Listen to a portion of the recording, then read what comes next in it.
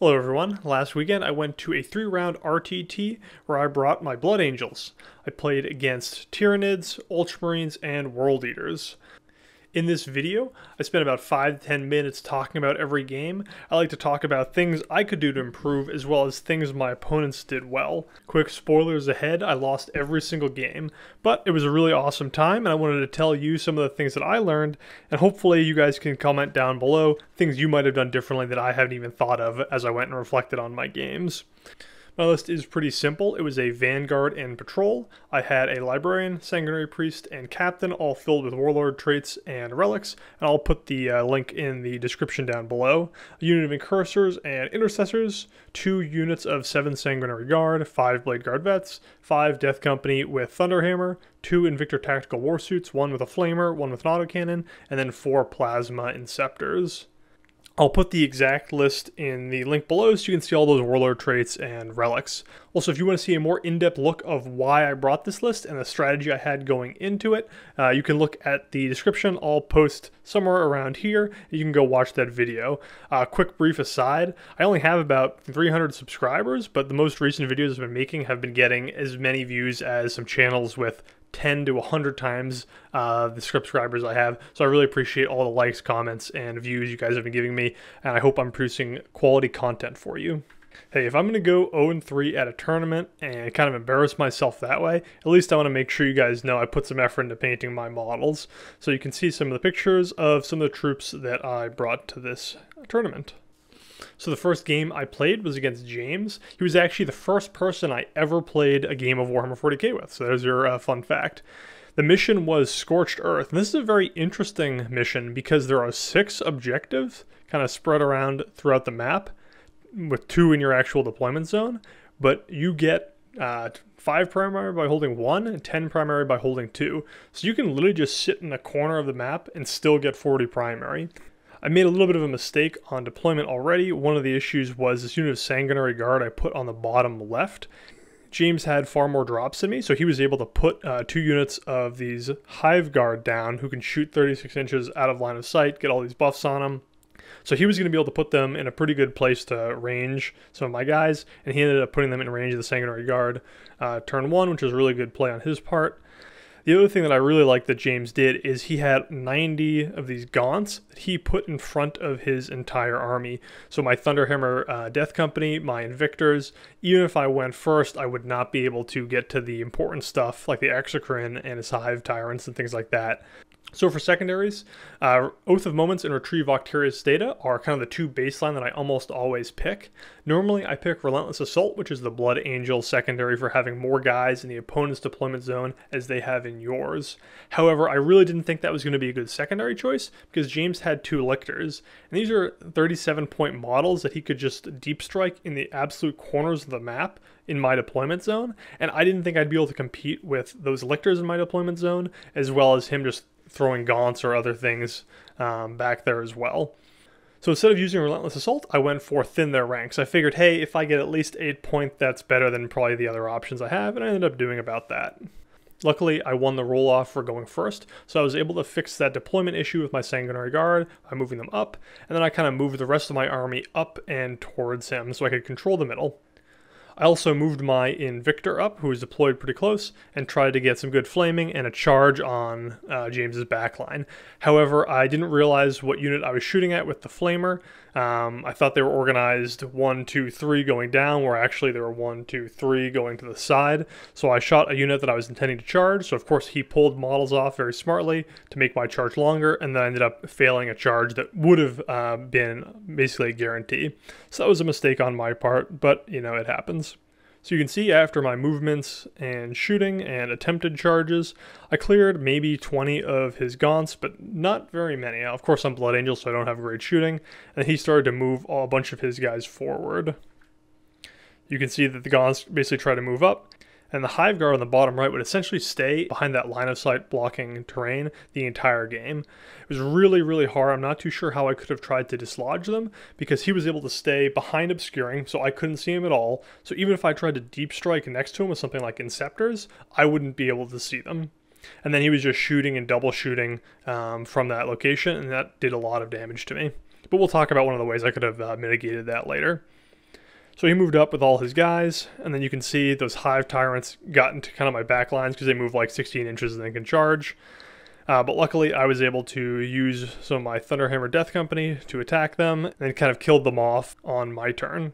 But during this whole time, you know, I'm just kind of trying to stay alive and tread water here. His Exocrine and Hive Guard are absolutely just beating me down. And James is doing a really good job of leaving these Gaunt Screens and Warriors over here so I can't get to the things I really want to get to, which are his Psychers, his Hive Guard, and his Exocrine. So it was very well played on his part. And then by the kind of towards the end of the game, you can see that I still have a few units left. I'm really trying to hold on to some of the different points to stay alive here in terms of primary. But what he has is he had dropped his 2 Lictors starting on turn 2 in the corners of these maps. And you can see that they're kind of behind these magic boxes or obscuring terrain. So to actually get these Lictors, I have to basically spend 2 turns of something moving over there to get it. So you can imagine me spending 2 turns with a 200 point unit or, you know, 150 point character just to kill a 37 point unit is, you know, a pretty bad trade and a huge time sink. So we kept moving along. He was scoring lots of points. I was trying to stay alive, hold the center to at least get some Oath of Moments. And then by the end of the game, what you don't see here is in each of those corners in my deployment zone are still those Lictors. His Hive Guard, his Exocrine, and his Warriors are all still alive. I did try to fight out, you know, all the way to the end, literally trying to deny him every last bit of point I could, try to gain as many points as I could as well. It was pretty clear that I was going to lose after turn 3. I think that sometimes people all too often will just kind of stop playing or just kind of give up on trying to score any points when they've already lost. But I like to see how many points I can score, how many points I can deny from my opponent, and kind of see if I can improve by lowering the amount that I lose. Because at this point, you all know that usually I lose every game I play, and usually they're like 100 to a 20 loss. And so losing 87 to 78 actually felt pretty good. I felt like I was doing a good job, and I did pretty well for someone who lost their game. There's different ways you can improve. You know, it's not always about did I win more or than I played last time, especially if you're someone like me who's going to lose almost every game they play. Maybe you went 3-2 at a GT and you went 3-2 at a GT again. But if you turned your blowouts into close losses, then, I mean, you improved, right? You'll always try to look for ways that we're improving, even if we're not getting those exactly more wins or losses.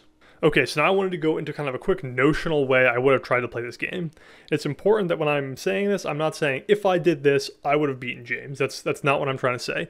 What I am trying to say is that this is a different type of strategy, that if I had to play again, this would give me the best shot. The biggest difference in this type of play that I'm going to talk about is that I went into my game assuming I could not stop the Lictors. The 2 Lictors in each deployment zone was unstoppable. It was going to score him 12 on Retrieve Octarius data, and he was going to get 13 or 14 on Engage at all fronts. And I don't think that assumption is totally true, even though I'm a close combat army that needs to get all the way to my opponent. So I think the biggest thing I could have done is turn 1 doing more advances and trying to deploy far more onto the top corner of the map.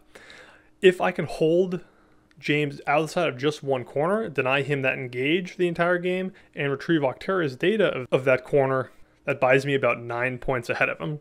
I think I could have avoided the Hive Guard, who were kind of in their hidey hole on the bottom right, if I just stayed outside of 36 inches so they couldn't keep shooting me. That would have done 2 things. 1, it would have blanked the entire turn of shooting, and 2, it would have forced them to come out of the line of sight blocking terrain that maybe I could have done something against them. I think one fix could have been taking 1 unit of Sanguinary Guard, putting them in Deep Strike, and then having them try to charge the Hive Guard as they came out of their little hidey hole. So I think with the strategy where I really focus on one quarter and don't assume that these Lictors are an unstoppable problem. Of course, if I do this, I'm basically saying that that James is going to get a guaranteed 45 on primaries. I think that's totally reasonable for the amount of secondaries I think I could deny. And then if I do a little bit better within their ranks, with Oath of Moments, just a couple points on each, then I think I'm at least at parity or maybe even a little bit ahead against James with this strategy if everything goes the way I'm thinking of. Like I said, of course there's other things he would do, and of course he would play differently if I played differently, but I think this type of focusing on one corner strategy and trying to deny his ability to get in that would give me a better chance of winning next time. And this is really only possible because the primary on this map is so easy to score. I can just sit on that one corner in those 2 objectives and I'll still get 40 points. Yep, James did a great job. I loved all the little deployment things he did. Very well played on his part.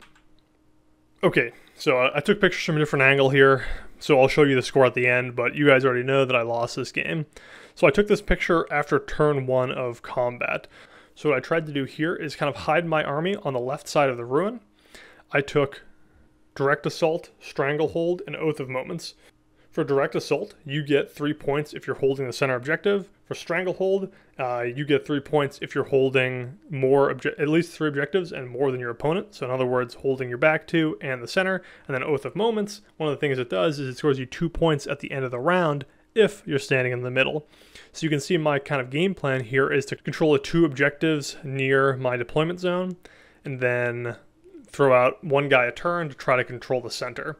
The issue is my opponent had a very similar strategy, but I went first, and we'll get more into the specifics later when we talk about kind of a notional game. His secondaries, he also chose Oath of Moments and Direct Assault, and instead of Stranglehold, he chose Engage on all fronts, which when you think about it is kind of similar. Instead of throwing 1 troop per turn on the middle, you just have to kind of sit some troops off in the bottom or top corners, and that's basically exactly what he did with his ATVs and suppressors.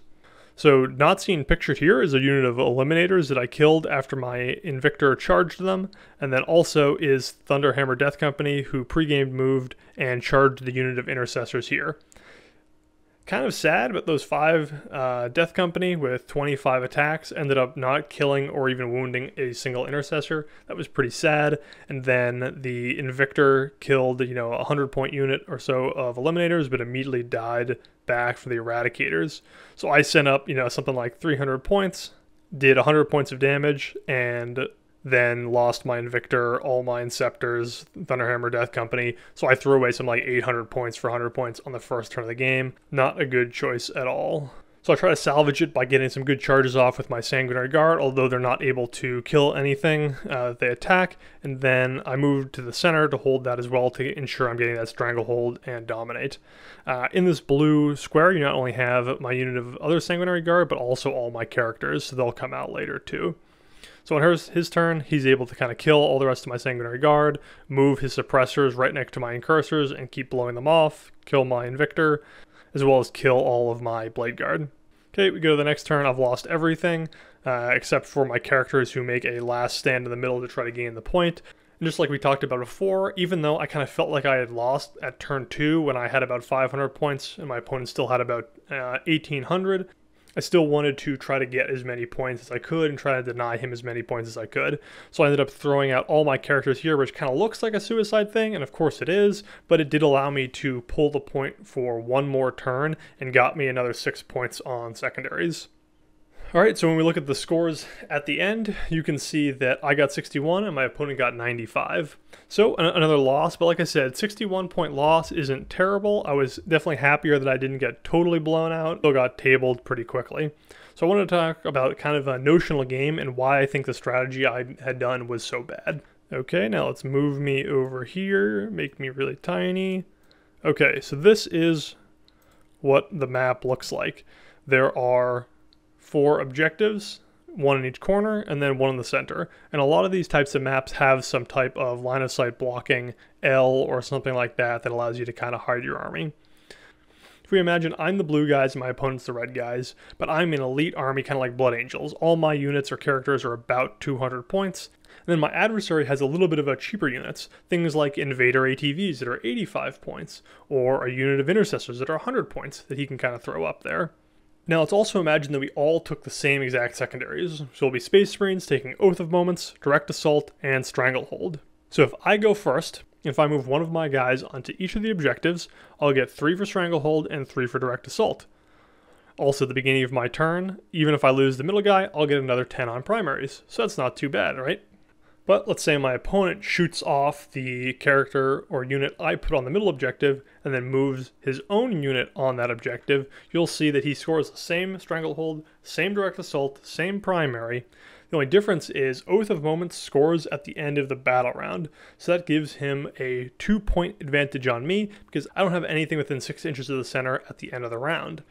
But if we kept doing this for 5 turns, where every turn I threw a guy on, he shot it off and threw a guy on, then I shot it off and threw a guy on, red would always get that Oath of Moments advantage. So that's 2 points around for 5 rounds would be a 10-point advantage. So blue would end up with 30 points, maxing out both direct assault as well as Stranglehold, whereas red would max both of those and still get points for Oath of Moments. Additionally, if red has been trading a 100-point unit for my 150-point unit, by the end of the game when we all jump on the objective on turn 5, he's going to have a much larger number of points than I have left. So of course this is an oversimplification of what happened in my game, but I think you can see that my strategy from the start was flawed.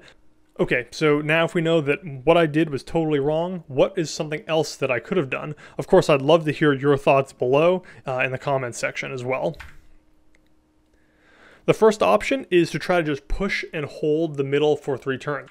If I totally hold the center for 3 rounds, and then my opponent totally holds the center for 2 rounds, I'll have gotten 24 points on secondaries, and my enemy would have gotten 16 points on secondaries.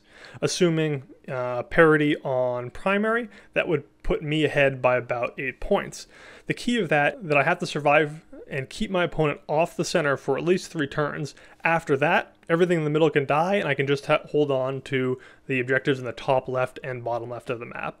So that's the first option, which I think I probably should have tried to do. And the other one is actually change the rules of the engagement. And what I mean by that is I kind of went in with the assumption that I had to play Direct Assault and Stranglehold and Oath of Moments and just fight for the middle. One option is to choose entirely different secondaries. So instead of choosing Oath of Moments, instead of choosing Direct Assault, say, hey, the middle is totally gone, I can't contest with that. Instead, I'll take Engage on all fronts and maybe retrieve Octaria's data. Instead of trying to take the center, I try to take one of his objectives. That would still allow him to get Direct Assault and Oath of Moments, but not Stranglehold. So those are the 2 options I could have done, either just try to pick different secondaries and change the rules of the engagement, or I could have just tried to rush in and hold for 3 turns before I inevitably collapsed. Honestly, I think if I could do it all over again, I would like to do number 1, as well as not doing some of the really stupid charges. I mean, I lost like 700 points to shooting on turn 1 without taking out much at all. I might as well have at least got myself some board positioning by moving my guys up, right? Okay, my third and final game was against World Eaters. Now, I've never played World Eaters before, so this was very interesting for me. In fact, I don't think I've ever played Chaos before either. So the guy I played, his name is Zach, and he's a pretty big World Eaters player, but I think you kind of have to be if you're playing a faction like World Eaters. He also has a podcast called Vox Demonicus, so I'll link that below if anyone wants to check out his channel. A very nice guy and also a very good player. So the mission for this one is Battle Lines. That is 4 objectives, kind of in a plus sign on the map, and then people have these long table edges going left to right here.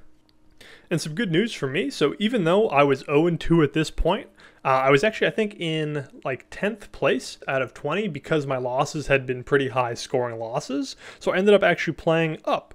So Zach was 1-1, so like I said, even though I went 0-3, I did feel like I got better on my secondaries, and I did get to play against a higher caliber of person. So for secondaries, I chose Oath of Moments, Retrieve Octaria's Data, and Relentless Assault. So once more, Relentless Assault is the Blood Angel secondary that I get 4 points a turn if I have more guys in my opponent's deployment zone than they have in mine.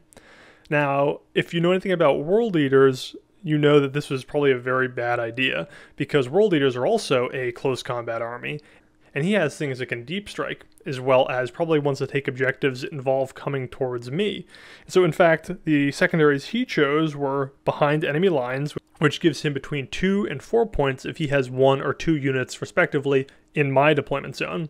So you can see that if I have 1 in his and he has 2 in mine, I get nothing and he gets 4 a turn. So already that secondary choice was quite good against me for the secondary choice that I made. Additionally, he chose the Vital Ground mission secondary, which involves holding the center objectives or the one in my deployment zone. And then he also chose Grind Them Down, which is essentially just killing more of my units than he killed of mine. So first big mistake, I really definitely should not have taken Relentless Assault, but we'll talk about some different options at the end of this. So turn 1, I got to go first, which I was really happy about. I definitely felt like going first on this map, I had a pretty good shot. Ignore the secondary choices, right? So I had a unit of Thunderhammer Death Company who Pre-game moved again, and then tried to make a charge on his Contemptor Dreadnought, and I actually made it. So one mistake I did make, though, is I actually had the Death Company in range to be heroically intervened by Karn. So Zach heroically intervened, and then I decided, well, I don't think I can reasonably kill the Contemptor, so why don't I just have my Thunderhammer guys attack Karn, and they ended up killing him. So I spent 1 CP to pre-game move, Zach spent 1 CP to overwatch, my guys cost 200 points, whereas Karn cost about 120 points, I believe. So the question is, was this a good trade? You know, if you just look at the simple math, well, we each spent the same amount of CP, but I think looking at trading in terms of just points is pretty simplistic because it assumes that those point values are accurate. In reality, Thunderhammer Death Company are probably not worth 200 points, and Karn is probably worth a lot more than 120 points. Initially, I was kind of bummed out about the trade I made, but Zach actually thought it was a pretty good trade for me, and he thought that was a good strategy. So I'll let you guys think about that too. Was it worth it to trade those Death Company for Karn? I think so, but I could also see the argument that it wasn't a good trade. So now let's talk about the worst move of the game I made. So I had an Invictor Tactical Warsuit over here. So what I did is I moved my Inceptors, so they were 18 inches away from the Rhino, just at the max range, and I shot the Rhino. That blew it up, and the guys were able to disembark. I thought this was awesome for me, and I ended up charging them with my Invictor. This was the same turn that I charged with my Death Company. So, of course, what Zach did is he paid 2 CP to interrupt. Those Khorne Berserkers immediately killed my Invictor. It wasn't even close. But they also got to pile in 3 inches and consolidate 3 inches. So you see these Khorne Berserkers got almost 9 extra inches of movement. Where I thought I was totally safe 18 inches away, he got to move towards me, then take his turn, move. What I thought was going to be about an 11 to 12 inch charge ended up being about a 5 inch charge. So huge mistake on my part. I had, my jump pack infantry being charged by 6 inch movement troops. That's one mistake I actually made a few months ago too when I charged a unit of Deathwing Terminators. One of the finesse parts of combat armies is that if you charge someone and they get to activate in your turn, you're giving them free movement with their pile in and consolidate, and you're giving them an option to interrupt. So not only did I lose 200 points on my turn by trading in that Invictor Tactical Warsuit, I also lost the ability to overwatch, which would have been really good because he had a flamer on those Khorne Berserkers, and I gave my opponent about 9 extra inches of movement. So you can see that that was totally not worth it, and of course a great play by my opponent, and definitely worth the 2 CP that he spent. The other mistake too is that because I had taken Relentless Assault, I thought I needed to get a unit in his back line. So I had 2 CP left, and I took this unit of Incursors, and I used Guerrilla Tactics, so on turn 3 I could try to get them into my opponent's deployment zone. But of course that strategy is flawed because my opponent has all these things in Deep Strike that he can bring into my deployment zone, so I'm already not going to get more than him. Additionally, it took me from 2 to 1 CP, and the 2 CP strat allows me to interrupt in combat, which is huge against his army. So you can see on the next turn, he brings in some Terminators, some Raptors. The Terminators turn, fire with their Meltas, just totally kill my Invictor. And then both these units charge my Intercessors on turn 2. They make the 9 inch charge, and then I lose that. I wasn't able to interrupt with any of my combats, so all my guys kind of got slaughtered. Another thing I wanted to point out that I thought my opponent did really well is that he was using his Rhinos to move block me. You can see that my Blade Guard veterans, so my characters up here, are move blocked by this Rhino. So definitely a very good play by Zach as well. His guys, and very precise with his movements, very precise with the different things he did in his game. Look at how it ended. I got 7 points on Oath of Moments because I was essentially tabled on turn 3 and couldn't stand in the middle anymore. I got 3 corners of Retrieve Octarius Data. So Relentless Assault in the game, we said I got 0 on it, but looking back at it, at turn 1 I actually should have gotten 4 for those Thunderhammer Death Company troops that attacked Karn. So I should have gotten 4 points for that, but it's not on the official BCP scores. And then for primary, I got absolutely destroyed. I only held on to, I think, 1 objective on turn 1. Everything after that was totally taken away. So I only got 5 points on primary. So it brings me to a total of 34 points. So originally I was in 10th place, and this put me all the way to last. So yep, at the RTT, 20 out of 20th. So for Zach, he got 97, and looking at it now, I think I have behind enemy lines, that should say 15. And the only one he missed was grind them down, I think, on turn 1 or turn 2. So he did score 97. The best thing I could have done here is really try to stay more so in my deployment zone, maybe only try to fight over one of these objectives. I do have the relic that allows me to take OBSEC off of his guys. I think that would have allowed me to control at least one of the either top or bottom objectives if I put more of my guys in it. I'm also so used to being the kind of aggro army that goes forward and runs into combat, but I think in this case I actually had much better shooting than Zach's World Eaters, and he had much better combat than me. He also traded way better. I was trading 200-point units, for one of his 100-point units.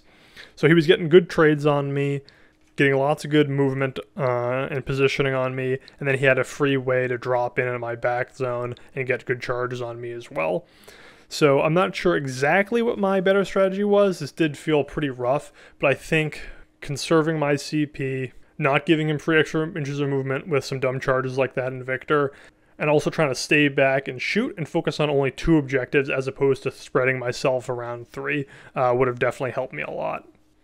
So that was the RTT review. It was a lot of fun. I had an awesome time. I definitely learned a lot as well. I mean, as I said before, I had never played against the Tyranids, Ultramarines, or World Eaters before, and sometimes you gotta play and get beaten by someone to really learn what their army does and how you have to play against them. The tournament was awesome. I highly recommend any battle royale events. I'll put a picture of what the tables looked like. We were in a 5,000 square foot kind of gymnasium for 20 people. So you were no joke, almost 10 or 15 feet away from the next person playing their games. The room was perfectly air conditioned at 70 degrees. There was free water. You could walk to get food after. It was an awesome event. There were return prizes for everything from first, second, third, best painted, and best sports. What Rob is doing is at the beginning of every tournament, everyone gets little chips that are for best sport. Then throughout the day, if you have a good experience with someone, like maybe they give you advice after the game, something like that, you just had a really great game, you give it to Rob and say, hey, I'm going to give one of these chips to so-and-so. At the end of the event, he counts up the chips. Whoever has the most gets the cash prize. So awesome event. I highly recommend anyone go to any of Rob's events. Awesome terrain, awesome games, and I learned a lot. So thank you guys for stopping by.